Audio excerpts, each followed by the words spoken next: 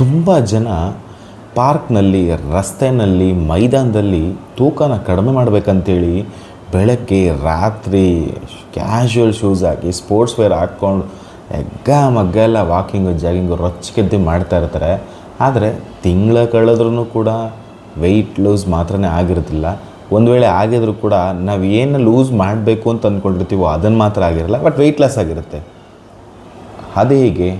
ಹಾಗಿದ್ರೆ ಈ ವಿಡಿಯೋದಲ್ಲಿ ವಾಕಿಂಗ್ ಜಾಗಿಂಗ್ ಮಾಡೋದ್ರಿಂದ ಮತ್ತು ಅತಿಯಾದಂತಹ ವರ್ಕೌಟ್ ಮಾಡೋದ್ರಿಂದ ನಿಜವಾಗ್ಲೂ ಹೆಲ್ತಿ ವೆಯ್ಟ್ ಲಾಸ್ ಆಗುತ್ತಾ?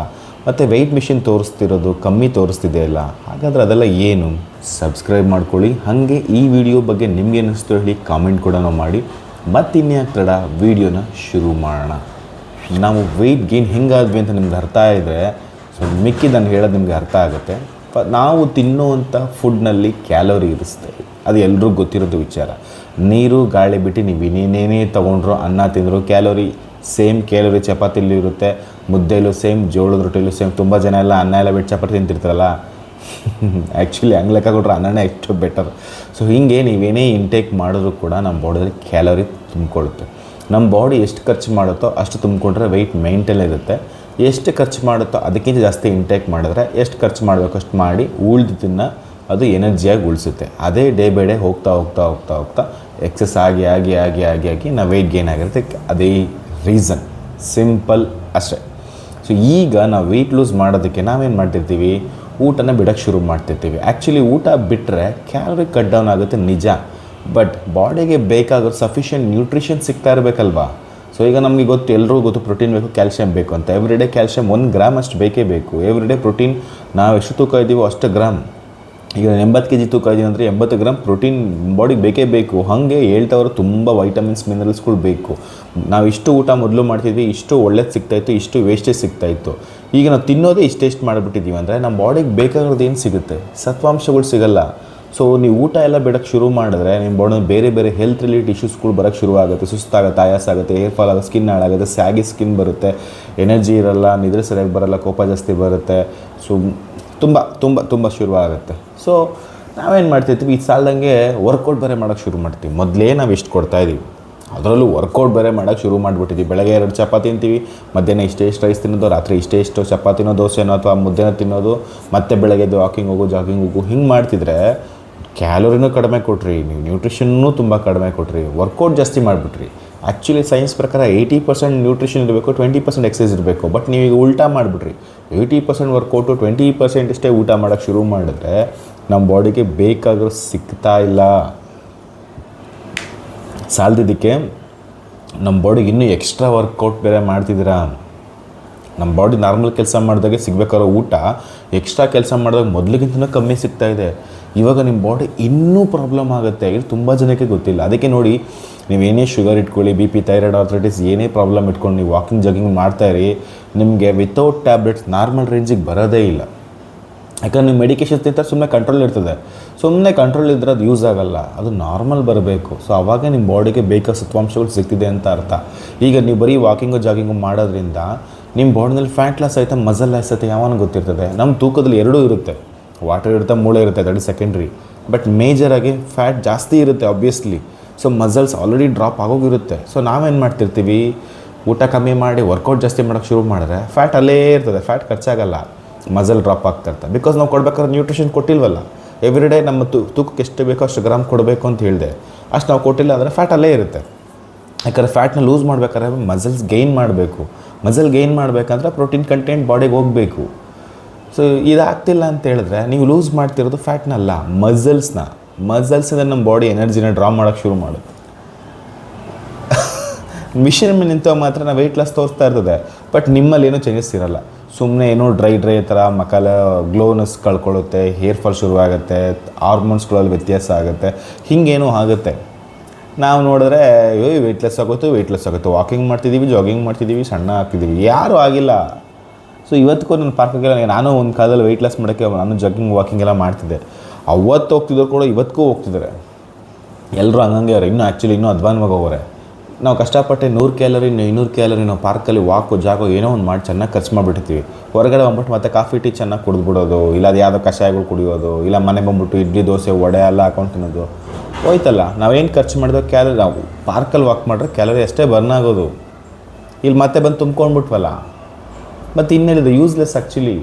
ನೀವು ಖರ್ಚು ಮಾಡೋದನ್ನೇ ಜಾಸ್ತಿ ಮಾಡೋದಕ್ಕಿಂತ ಹಾಕೊಳ್ಳೋದನ್ನ ಕಮ್ಮಿ ಹಾಕಿ, ಆ ಕಮ್ಮಿನಲ್ಲಿ ಕ್ವಾಲಿಟಿ ಇರೋ ಥರ ಫುಡ್ ಹಾಕಬೇಕು, ಸಫಿಷಿಯೆಂಟ್ ನ್ಯೂಟ್ರಿಷನ್ ಫುಡ್ ಹಾಕಬೇಕು. ಸೊ ನಾನು ಯಾಕೆ ಹರ್ಬಲ್ ಲೈಫ್ನ ಸ್ಟಾರ್ಟ್ ಮಾಡಿದೆ ಅನ್ನೋದ್ರೆ ಇದೇ ಮೆಥಡ್. ಹರ್ಬಲ್ ಲೈಫಲ್ಲಿ ಸ್ಟಾರ್ಟ್ ಮಾಡೋಕ್ಕೂ ಕೂಡ ಅದೇ ಮೇಯ್ನ್ ರೀಸನ್. ಯಾಕಂದರೆ ಹರ್ಬಲ್ ಲೈಫ್ ನ್ಯೂಟ್ರಿಷನ್ಗಿಂತ ಮುಂಚೆ ನಾನು ಕೂಡ ಎಲ್ಲ ಥರ ಡಯಟ್ನೂ ಕೂಡ ಮಾಡಿದ್ದೀನಿ. ಸೊ ನನಗೆ ಈ ಲಾಜಿಕೇ ಗೊತ್ತಿರಲಿಲ್ಲ. ನನ್ನ ಪ್ರಕಾರ ಲಾಜಿಕ್ಸ್ ಏನು, ಊಟ ಕಡಿಮೆ ಮಾಡಬೇಕು, ಕಸರತ್ತು ಜಾಸ್ತಿ ಮಾಡಬೇಕು. ನನಗೆ ನಿಮ್ಮಲ್ಲೂ ಕೂಡ ತುಂಬ ಜನ ಇರ್ತೀರ, ಸೊ ನೀವು ಕೂಡ ಅದೇ ಮಾಡಿರ್ತೀರ, ನಾನು ಕೂಡ ಅದೇ ಮಾಡಿದ್ದೆ. ಬಟ್ ನನಗೆ ಯಾವಾಗೋ ಯಾವುದೋ ಒಂದು ಸರ್ಟನ್ ಆಫ್ ಟೈಮಲ್ಲಿ ವೆಯ್ಟ್ಲೆಸ್ ಆಗಿತ್ತು. ಬಟ್ ನನಗೆ ಇವಾಗ ಹೇಳಿದ್ನಲ್ಲ, ಎನರ್ಜಿ ಎಲ್ಲ ಕಮ್ಮಿ ಇರ್ತಿತ್ತು. ಮತ್ತು ವೇಯಿಂಗ್ ಮಿಷಿನ್ ಮೇಲೆ ನಿಂತ ಮಾತ್ರ ಹೌದು ಕಮ್ಮಿ ತೋರಿಸ್ತು, ಬಟ್ ರಿಯಾಲಿಟಿಲಿಲ್ಲ, ಒಳಗಡೆ ಅನಿಸ್ತಿಲ್ಲ. ಸೊ ನಾವು ಎಷ್ಟು ವೆಯ್ಟ್ ಇದ್ದೀವಿ ಮ್ಯಾಟ್ರ್ ಆಗೋಲ್ಲ, ನಾವು ಇರುವಂಥ ವೆಯ್ಟ್ ನಮ್ಮ ಬಾಡಿಗೆ ಹೇಗೆ ನಮಗೆ ಸಪೋರ್ಟ್ ಮಾಡುತ್ತೆ, ಹಾರ್ಮೋನ್ಸ್ಗಳು ಚೆನ್ನಾಗಿ ಕೆಲಸ ಮಾಡ್ತಿದೆಯಾ, ಹ್ಯುಮಿನಿಟಿ ಚೆನ್ನಾಗಿದೆಯಾ, ಸೊ ನಮಗೆ ಬಾಡಿಲಿ ಶಕ್ತಿ ಇದೆಯಾ, ಸೊ ಫ್ಯಾಟ್ ಏನು ಮಟ್ಟಿಗೆ ಇಟ್ಕೊಂಡಿದ್ದೀವಿ ಇವೆಲ್ಲ ನಮ್ಗೆ ಗೊತ್ತೇ ಇರ್ತಿರಲಿಲ್ಲ. ಸುಮ್ಮನೆ ಕಮ್ಮಿ ಊಟ ಮಾಡು, ಜಾಸ್ತಿ ಕಸರತ್ತು ಮಾಡು, ಇಷ್ಟೇ ಅಲ್ಲ. ಅದನ್ನು ಅವಾಯ್ಡ್ ಮಾಡಿದ್ದು ನಾವು. ಡಯಟ್ ಅಂದರೆ ನನಗೆ ಗೊತ್ತೇ ಇರಲಿಲ್ಲ. ಡಯಟ್ ಅಂದರೆ ನನ್ನ ಪ್ರಕಾರ ಏನೋ ಆಯಿಲ್ ಫುಡ್ನ ಕಟ್ ಮಾಡು, ಸ್ವೀಟ್ಸ್ನ ಕಟ್ ಮಾಡು, ಇದು ಡಯಟ್ ಅನ್ಕೊಂಬಿಡುತ್ತೆ. ಡಯಟ್ ಅಂದರೆ ನನ್ನ ಬಾಡಿಗೆ ಬೇಕಾಗಿರೋ ಮ್ಯಾಕ್ರೋಸ್ ನ್ಯೂಟ್ರಿಯೆಂಟ್ಸ್ನೆಲ್ಲ ಸಫಿಷಿಯೆಂಟಾಗಿ ಬ್ಯಾಲೆನ್ಸಾಗಿ ಕೊಡೋದು ಅಂತ ಗೊತ್ತೇ ಇರಲಿಲ್ಲ. ಅದು ಗೊತ್ತಾಗಿದೆ ಹರ್ಬಲ್ ಲೈಫ್ ಶೇಕ್ನ ಸ್ಟಾರ್ಟ್ ಮಾಡಿದ್ಮೇಲೆ. ತುಂಬ ಜನ ಹರ್ಬಲ್ ಲೈಫ್ನ ವೆಯ್ಟ್ ಲಾಸ್, ವೆಯ್ಟ್ ಗೇನ್ ಅಂದ್ಕೊಂಡಿರ್ತೀವಿ. ನೋ, ಹರ್ಬಲ್ ಲೈಫ್ ಬರೀ ವೆಯ್ಟ್ ಮ್ಯಾನೇಜ್ಮೆಂಟ್ ಮಾತ್ರ ಮಾಡೋದಕ್ಕಲ್ಲ. ಹರ್ಬಲ್ ಲೈಫ್ ಒಂದು ನ್ಯೂಟ್ರಿಷನ್, ಮೀಲ್ ರಿಪ್ಲೇಸ್ಮೆಂಟ್. ಸೊ ಅದಕ್ಕೆ ತುಂಬ ಜನ ಇದೆಲ್ಲ ಯಾಕೆ ಎಷ್ಟು ತುಂಬ ಜನ ಪಾಸಿಟಿವ್ ನೆಗೆಟಿವ್ ಏನೇ ಇದ್ರೂ ಕೂಡ ಇದು ಯಾರು ಕರೆಕ್ಟಾಗಿ ಕನ್ಸ್ಯೂಮ್ ಮಾಡಿ ಕರೆಕ್ಟ್ ಗೈಡ್ಲೈನ್ಸ್ ಮುಖಾಂತರ ತೊಗೊಂಡವ್ರಿಗೆ ಮಾತ್ರನೇ ರಿಸಲ್ಟ್ಸ್ ಬರೋದು. ಸಿಂಪಲ್. ಇದು ತೊಗೊಂಡು ಎಲ್ರಿಗೂ ರಿಸಲ್ಟ್ಸ್ ಬರೋಂಗಿದ್ರೆ ಇದು ಎಲ್ಲ ಕಡೆ ಹಾರ್ಲಿಕ್ಸು, ಬೂಸ್ಟು, ಬೋರ್ಮೆಟ್ ಹತ್ರ ಎಲ್ಲ ಕಡೆ ಸರ್ಕ್ಯುಲೇಟ್ ಮಾಡಿಬಿಟ್ಟಿರೋರು. ಯಾಕೆ ಪರ್ಟಿಕ್ಯುಲರ್ ಆಗಿದೆ ಅಂತ ಹೇಳಿದ್ರೆ ಇದಕ್ಕೆ ನೀಡ್ ಇದೆ, ಕೋಸ್ಟ್ ಗೈಡ್ಲೈನ್ಸ್ ನೀಡ್ ಇದೆ. ಸೊ ಅದು ಇಂಪಾರ್ಟೆಂಟ್. ಸೊ ಅದಕ್ಕೋಸ್ಕರ ಹರ್ಬಲ್ ಲೈಫ್ ಒಳಗೆ ಬಂದಿದ್ದು. ಸೊ ಹಾಗಂತ ನಾನು ಬೇರೆ ಡಯಟ್ನಲ್ಲಿ ವೆಯ್ಟ್ ಲಾಸ್ ಮಾಡೋಕ್ಕಾಗಲ್ವಾ? ಮಾಡಬಹುದು, ನನಗೆ ಗೊತ್ತಿಲ್ಲ. ತುಂಬ ಜನ ಸಣ್ಣ ಆಗಿರೋರೆಲ್ಲನೂ ಹರ್ಬಲ್ ಲೈಫೇ ತೊಗೊಂಡಿರಲ್ಲ, ಅಥವಾ ಹರ್ಬಲ್ ಲೈಫ್ನ ಬರೀ ಸಣ್ಣ ಆಗೋದಕ್ಕೆ ಮಾತ್ರನೇ ತೊಗೊಂಡಿರೋದಿಲ್ಲ. Herbalife is the one of the best option ಅಷ್ಟೇ, ಅದು ನನ್ನ ಪ್ರಕಾರ. ತುಂಬ ಜನ ಹೇಳ್ತಾರೆ ಅದು ಕಾಸ್ಟ್ಲಿ. ಸೊ ಕಾಸ್ಟ್ಲಿ ಏನಕ್ಕಿರುತ್ತೆ? ಸೊ ಅದರಲ್ಲಿ ಅಷ್ಟು ನ್ಯೂಟ್ರಿಯೆಂಟ್ಸ್ ಕಂಟೆಂಟ್ಸ್ ಇರುತ್ತೆ. ಈಗ ನಾರ್ಮಲ್ ವೇ ಪ್ರೋಟೀನ್ ತೊಗೋಬೇಕಂದ್ರೆ ಅದು ಕಮ್ಮಿಗೆ ಸಿಗ್ಬೋದು, ಒಂದು 200-300 ಸಿಗ್ಬೋದು, 1-2 ಶೇಕು. ಬಟ್ ಇದರಲ್ಲಿ ಯಾಕೆ ₹100 ಜಾಸ್ತಿ ಇರಬಹುದು? ಆದರೆ ವೇ ಪ್ರೋಟೀನ್ ಮಾತ್ರ ಇದೆ. ಇದರಲ್ಲಿ ಒಂದು ಫುಡ್ನಲ್ಲಿ ಏನೇನು ಕಂಟೆಂಟ್ಸ್ ಇರಬೇಕು, ಇನ್ಕ್ಲೂಡಿಂಗ್ ಪ್ರೋಟೀನ್ ಕೂಡ ಸೇರಿಸಿ ಅದರಲ್ಲಿದೆ. ಸೊ ಅದಕ್ಕೋಸ್ಕರ ಸ್ವಲ್ಪ ಎಕ್ಸ್ಪೆನ್ಸಿವ್. ಸೊ ಕಡಿಮೆ ಕ್ಯಾಲೋರಿನಲ್ಲಿ ಕೇವಲ 200-250 ಕ್ಯಾಲೋರಿ ಒಳಗಡೆ ನಿಮಗೊಂದು ಊಟಕ್ಕೆ ರಿಪ್ಲೇಸ್ಮೆಂಟ್ ಮಾಡುವಂಥ ಶೇಕ್ ಹರ್ಬಲ್ ಲೈಫಲ್ಲಿದೆ. ಸೊ ಅದಕ್ಕೆ ಹರ್ಬಲ್ ಲೈಫ್ ಶುರು ಮಾಡಿದ್ಮೇಲೆ ಹೆಲ್ತಿ ರಿಸಲ್ಟ್ಸ್ಗಳು ಬರೋದು. ಬಟ್ ನೀವು ಬೇರೆದ್ರಲ್ಲಿ ಬ್ಯಾಲೆನ್ಸ್ ಮಾಡೋಕ್ಕಾಗಲ್ಲ.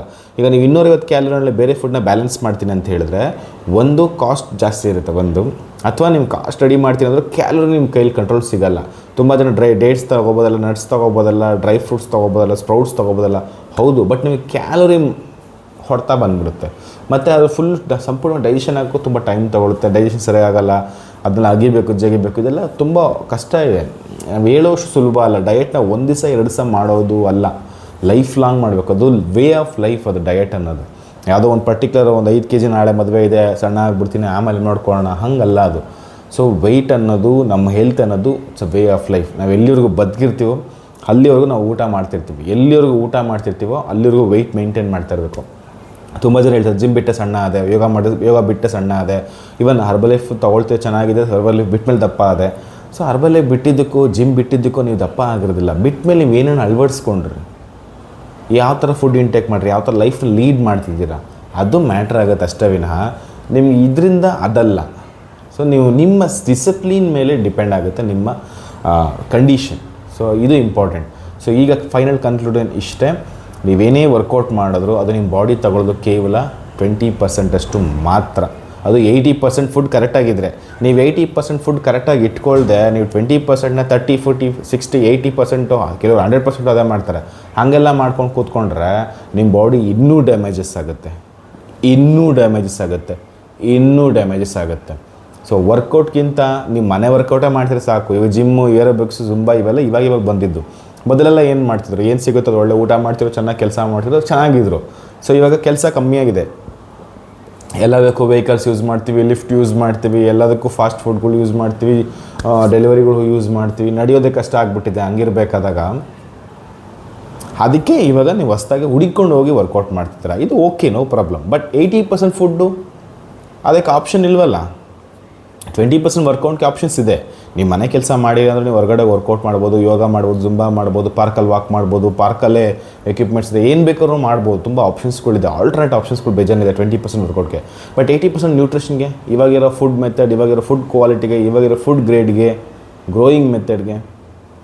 ಹಬ್ಬ ಯಾವ ಒಳ್ಳೆ ಊಟ ಹುಡುಕ್ಬೇಕು. ಅಕ್ಕಿ ತಿನ್ನೋಣ ಅದು ಪ್ರಾಬ್ಲಮ್, ಜೋಳ ತಿನ್ನೋಣ ಅದು ಪ್ರಾಬ್ಲಮ್, ನಾನ್ ವೆಜ್ ತಿನ್ನೋಣ ಅದು ಪ್ರಾಬ್ಲಮ್, ಫ್ರೂಟ್ಸ್ ವೆಜಿಟೇಬಲ್ಸ್ ತಿನ್ನೋಣ ಅದು ಪ್ರಾಬ್ಲಮ್. ಯಾವ ತಿನ್ನೋದು ಕರ್ಮಕಾಂಡ.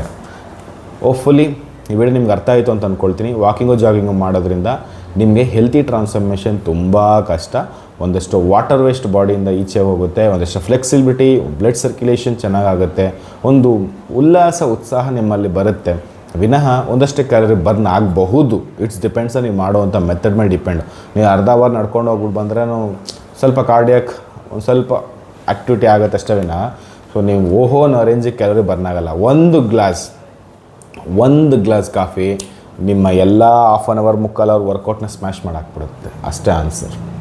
Thank you so much.